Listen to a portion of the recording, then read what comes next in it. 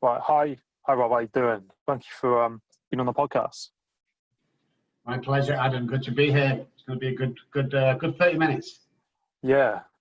No, exactly. No, it's good to have you on. And I see that you've done lots of different things. Like you're a certified life coach, NLP practitioner. You've got a past working at Abbey Road Studios, and you help people, recover, through their addictions.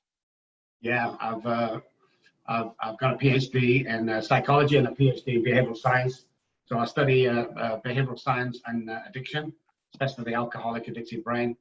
I started drinking at the age of 9, and it was a long battle for me. So that's why I got into all this stuff. So I've kind of studied the brain for 27 years. There's not a lot of studying going on in the brain when it comes to alcoholism. So after everything I've been through and everything I've achieved in my life, the one thing that I couldn't get over was alcoholism. It kept knocking me on my ass every time, and I couldn't understand it. So that's what got me into it. Plus, I suffered really bad. I mean, I suffered all through my schooling and through university. I went to Oxford University, and then I was a session musician, still drinking and using. And finally, about the age of 26, 27, I finally lost everything. Lost my kids, wives, houses, cars, and ended up on the streets homeless. It was horrendous. It really was crazy. Yes, it's crazy. Like how you said, how all of that, spiraled, and you had everything, and then you ended up losing it through the alcoholism. And I think, like you said that as well, that's something that needs to be looked at, isn't it? I think with the brain, like you said, the brain side of it. Yeah, definitely. I mean, what you got to look at with alcoholism is it's not the alcohol, and it's not something that you can just pick up. Alcoholism and mental health is something that you're born with. Alcoholism, so you're born with alcoholism or the alcoholic brain. And what happens in the childhood with the trauma and the remapping of the early brain defines the future. So what happens is when we pick alcohol, it becomes that comfort blanket, and then we kind of rely on that. And if you have alcoholic tendencies, then it becomes more and more prevalent in life. And before you know it, it's the number one thing that you want to do every single day. Nothing can stop you. I mean, it's a crazy disease that's very misunderstood. Because I was watching one of your clips when you was on the doctors, that program, and you said like the realization for you was when you went to buy it, and then you kind of froze, and you noticed it was your mindset. Yeah, and that was a big changer for me, because up until then, alcoholism was always thought of alcohol being the problem, and alcohol's not the problem. Alcohol is the solution to begin with, and then it's just a byproduct of the actual mental. I don't like to say mental injury. Mental illness. I say mental injury. So it was the byproduct of that. So you need to really understand what an alcoholic brain does. And that was one of my moments where I was grabbing the bottle, and all my body started to calm down and started to stop sweating. And then before another day I was feeling pretty cool, and the cap was still on the bottle. So I knew that more studying was needed to better understand the alcoholic brain if we were going to move forward with the disease. Yeah. And I think, like you said, that's what people, it's like people's go-to, isn't it? It's almost automatic. Like if someone's feeling not okay, or they feel upset, or something has happened, people always think, I need to have a drink just to calm myself down and de-stress. And I think it's that switch, isn't it? Yeah, every time, especially if you have alcoholic tendencies, it will take you to excess. But yeah, everything that comes along that is any worrying, any nervous, any change, any threat, we will go to alcohol every time to, like you say, to calm down in the beginning. But as alcoholism takes off, as it did with me, what you find is you can't control your intake of alcohol, and then after a few months or years, you find out you cannot stop the intake. So towards the end of my drinking, I say the last 4 years before I came homeless, I didn't drink to get drunk. I drank to feel normal. And that's the difference that people don't understand. I mean, alcoholics like me, we don't drink every day to get drunk. We just drink every day to try and feel normal and survive. You know, I couldn't function without drinking half a bottle of vodka. I just couldn't do it. I couldn't get out of bed. I was shaking too much. My head was banging. I was vomiting. And then drink half a bottle of vodka, and I could get up and get showered and go to work. And this is what people don't understand. And look at the high level. When I played at Abbey Road, I'm playing with Queen, Elton John, David Bowie, and I'm playing with all these guys. Everything I've done has been in excess of the best around. So when you take a high achiever like me and a high performer, it'd be crazy to say that alcohol can take me down. But it did. And I lost everything. They took my licenses off me. They took my driving license off me. They took my houses, cars, kids, everything it took off me. And I'm living on the street, still drinking, still didn't think I had a problem. And it just all went wrong. And it happened very, very quick, Adam. It didn't happen overnight. You know, it didn't happen for a long time. It happened literally overnight for me. It was a matter of 2 or 3 months, and everything was gone that I worked for. Millions of dollars and cars and houses and Porsches and Bentleys and, you know, Rolex watches, and it was all gone within 3 to 6 months. Gone. Didn't have anything. Sold like 25 grand Rolex watches for $600 to get beer. And Fender Telecaster guitars signed by Eric Clapton for like $60 because I wanted drugs. Oh my God. It's just crazy. Very, very crazy. Never want to go back there again. No. Damn. Yeah, that's insane. Like, you know, to think about that, it's like when you was in it, I suppose you're just like looking for that next like fix of, you know, that drink, and you know, you're not aware of almost what you're doing at the time. You're just so focused on that thing. Yeah. So that's what got me, because it was just, the alcohol seems good to begin with. It was like, this is great. I can really perform well here. And then it kind of takes over you slowly. And then before you know it, you can't even function without it. And then you're done. I mean, you're going to die. All get locked up inside. I wanted to go out and kill somebody just so they'd lock me up. In fact, I stabbed my wife 3 times one night because she won't let me finish drinking. And then I got on a plane and went to Spain. And they wasn't going to let me on a plane, but I told them I was some famous footballer's uncle or something. And they let me on the plane absolutely blind drunk. Otherwise, if they hadn't let me on the plane, I'd have got arrested and I'd probably be still inside by now. But by the time I got over to Spain, she calmed down. They got her back in ICU, in the emergency room. And then, and then she wouldn't press charges. So I came back to England, and otherwise I'd have been locked up. That's how crazy my disease is. Because it's like you're just on that you know, that one lane almost, that, you know, you just that tunnel vision. You just that, you're not looking at anything else that's happening. Just next thing. Like, do you think as well, because you was around, you know, music stars and people in the rock and roll industry, do you think that added to it in some way? Because was they doing drink or things, you know, so you're right in that kind of scene, aren't you? So like,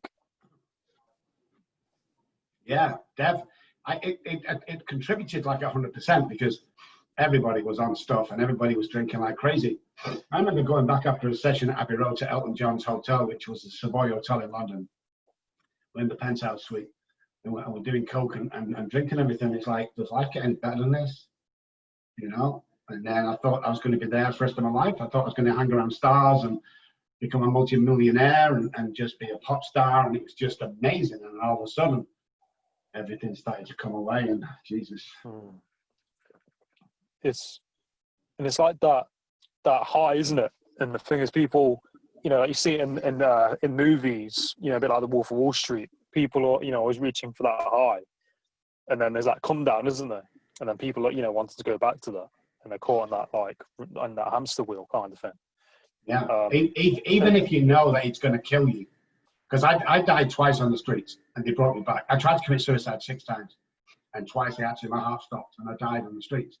But when I came round, they took me to hospital, obviously in a psych ward, in a mental hospital. But as soon as I come out, I went straight drinking again. And I knew quite well where it would take me. It's like I jumped back on a hamster wheel, like you say, and you know, there's no getting off it for me. I made my mind up and come to peace with the fact that I was going to die on the streets. I had no problems with dying. I tried to jump off buildings drunk and fell the wrong way, fell backwards instead of forward. I jumped in front of a train and some two guys jumped on the track and pulled me off.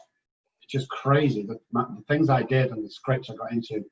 I tied myself to a train track once, and as the train come towards me, it took a different route, and I'm left tied to this freaking train track in the rain. It was just laughable, but I didn't want to live. I wanted to die. It's horrible. Yeah. Completely horrible. And I think, like, it's amazing what you've done to turn your life around, you know, from all those things that have happened to get, you know, to get on the straight and narrow and to be helping people who've been in, you know, once in your shoes in the past. I think it's, you know, really inspiring and motivating and amazing. I think if anybody's out there struggling, and anybody's out there in my position, or depressed, or bipolar, or in life, or want to get better yourself, you've got to ask yourself a couple of questions. First of all, how bad do you want to improve your life? How bad do you want to do it? And if you really want to improve your life, anybody can do it. Anybody can improve the life. Anybody can be whatever they want to be. It's all in the mind. If you can visualize it in your mind, you can hold it in your hand. If people don't realize this, how powerful the brain is, and how powerful that once we realize who we are as individuals, how much power we actually have as human beings, and we use that power. So if I wanted to be the best, I don't know, the best counselor in the world, the best soccer player, football player, I mean, you put your mind to it and you go about it, and you don't let anything else stop you, and you can improve. And that's what I did. My dream was to come to America, be a TV star, be a millionaire, drive a Mercedes McLaren, live in $1 million house, and work online for the rest of my life. And all that's come true. All that has come true. I do drive a Mercedes McLaren. I do live in $1 million house. I am a self-made millionaire. You know, all these things have come true. But you've got to want it bad enough. That's all it is. And people don't think that. They go, "Oh, I could never be that." Bullshit. You could be anybody you want to be. You could be as rich or as poor as you want to be, or as happy or as sad as you want to be. You've just got to put your mind to it and go, you know something? The guy that's already there, doing that job, living that life, dating that girl, driving that car, is no better than the guy wanting to do it. He has a better desire than you. That's all it is. He wants it more than you want it. There's no reason why you can't achieve your dreams, guys. It's just, it's possible. It's out there. Stop saying it's impossible and stick an apostrophe in there and say, I'm possible. Stop saying nothing's impossible. Yeah. Yeah, no, I completely agree with you, Rob. And I think, like, you know, what you said, that, you know, it is possible. I think, like you said, you know, you turned your life around. And that's, you know, when you think of all those events and those things that happen, you know, some people just think, you know, it's not possible to get out of something like that. Like you said, it is. And that, you know, it's through choice. And I think people are so caught up in that victim mode, and they're playing on this story of why they are who they are. And there's all these, you know, like a blueprint almost. Yeah. And like you said, if you really want it, it's there for you. You just got to put the work in. And like you said, you know, you've got these things that you manifested, you know, time ago, and you're a product of that, and you work for that. And it comes to fruition. It will come to fruition every single time, whether it's a big thing you want or a small thing. It makes no difference. It's like, you know, you see someone driving a nice BMW or something. There's no reason why you can't have that. Just make a plan, visualize it, make it happen, period. You know, it's just like, people are already there, don't want you to know this. You know, people who are successful don't really want anybody to know that being successful has got nothing to do with how clever you are, what university you went to, what your flipping IQ is. It's got nothing to do with that. It's taking chances. People today, in today's world, don't take chances. They make practical decisions based on fear. So they let fear run their lives. I'm going to say to you something now that makes so much sense and will surprise people. Some of the biggest multi-millionaires or billionaires in the world don't own anything. Amazon don't own any stock. Airbnb don't own any houses. Uber don't own any cars. It's just a matter of getting into a place where you can succeed and become that person and want it better than the person next to you. Mm. Yeah, and that's a fine point. I think, like you said, that, you know, like Uber and, you know, Airbnb, like they don't own the things that, you know, that you know, are within their product. And it's like, you know, that pattern of thinking, isn't it? That mindset. It's like if you see a nice car, it's like some people think, oh, I can't afford that. And it's like, well, yeah, okay, if you can't afford that, you know, flip it around, say, you know, one day I'll have that. And I think we can be wired to be negative sometimes, or we pick up on things from the past or beliefs from what people say to us. And then Yeah. we, you know, we just consume all this negativity from people and things, and these limited beliefs, you know, from the past. And yeah, no, I completely agree with you. I think as well with what you're doing, like what is the starting point for someone who is addicted or, you know, stuck with alcoholism? You know, because you have a program and a course, I suppose.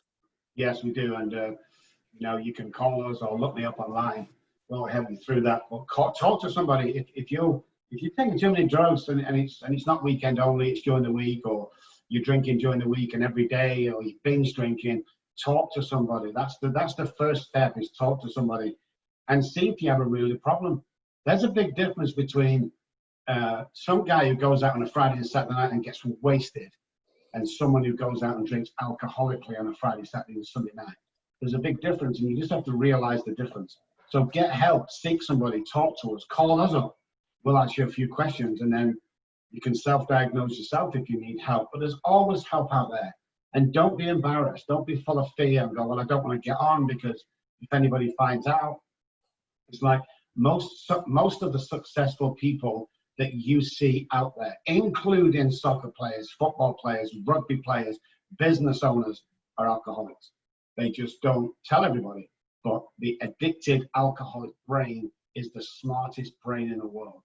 And once we come off alcohol and drugs and redirect it into business or into sport or into women or boy, whatever it is, then we become absolutely amazing at that topic. So if you are struggling, don't think it's all crap and this is all bad news. It's not. It's good news. I've seen so many people succeed. The addicted brain will get what the addicted brain wants. And right now, if you're struggling, it wants alcohol or drugs. You can change that around. I guarantee you can change that around 100%. Guarantee you can change that around. Yeah, no, that's exactly it. And it's like, I've worked in hospitality for like many years, you know, in hotels and restaurants. And I mean, the amount of people I've worked with, like chefs or managers who are, you know, knocking it back a lot, you know, whilst they're working sometimes. I remember I had a manager and he was drinking Coke, you know, Diet Coke. And he was like, his hand was shaking when he was drinking it. And I was like, looking at him and I was like, that's not just Coke. And it was rum and Coke. He was knocking back double rums and Coke at like 12 o'clock in the day. Because, you know, it's such a stressful industry. A lot of people, you know, taking drugs and drinks. And it's crazy to witness, like the amount of staff we had come and go, you know, and it was all down to drinking and drugs. And I was like, there's got to be something, you know, breaking point with somewhere where these people reach out for help. But would you say it's got to ultimately come from that person? They've got 100%. to want to change. 100%. Yeah, nobody can change for you. Nobody can get you to change. Nobody can lead you to change. It's just you're going to get it one day and you're going to have enough of it. I've had enough of this crap. You know, I want better in my life. Now, if you're an alcoholic, you've got a good chance of dying of the disease. You've got a good chance of drinking yourself to death, driving drunk, getting killed, leaving a chip pan on, whatever it may be. There's a high chance. But if you get one more and you go, that's it, I want to change. I'm sick of this. I'm sick of this life. You know, I'm sick of getting up, getting ill. You see, what we have to decide, you're not a bad person trying to be good. You're a sick person who needs to get well. And that's the difference. And if you want to take that step, make it today. You know, just give it a try today. And if you think you've got a problem with alcohol or drugs and you're not sure, so you don't want to seek help in case you embarrass yourself, try coming off it for a month. Don't touch anything for a month. If you can do it, you stand a pretty good chance of being okay. But if you can't and you find yourself drinking or using drugs during that month, then you've probably got a problem. Yeah. It must feel very rewarding, you know, seeing people go through your program and seeing people develop and grow and change, you know. Yeah, definitely it is. I mean, we had some of the biggest stars in the world. Robbie Downey Jr., Eminem, they're all my guys. They all came to me for help and I helped them through it. So when you see them guys go back and record albums, and you know, Robert goes back and makes one of the biggest movies in his life, and all the other guys that come here, then you know that we're doing something right, and it is very, very rewarding. There's no doubt about that. Mm. Yeah. No, that's it. I mean, I think that's one of the crazy things, isn't it? You see a lot of successful people, you know, who are actors, movie stars, and you'd never have thought that they would have been, you know, in that place, you know, X time ago. The crazy thing is, and it is where everyone starts to freak out, is everybody's got an addiction. Everybody has got an addiction. So it's about finding your addiction, and then you have to decide whether it's a good addiction or a bad addiction. And any addiction to the extreme, dieting, the gym, whatever it is, any addiction to the extreme is harmful in some way. And you have to weigh up the harm against the negative against the positive of what you're doing with that addiction. So if you're going to the gym every day and dieting every day, do you have a problem with eating? Do you have a problem with you know, all sorts of eating diseases that can come up? So if you're healthily doing it, it's great. If you're not, everybody has something that they overexert in. Every single one of us has. So we need to look at that. You know, we're not special when we have an addiction. It's just that some addictions show more than others. And my friend goes to the gym. He goes every single day and he can't miss it. Nobody says a word about him. I go out and drink every day, cause havoc, get locked up, and spend 20 grand on a bender somewhere, and everyone goes crazy for me. It's like some addictions are good, some addictions are bad, you know? Yeah, no, I agree. Like, I think it's being having that self-awareness, isn't it?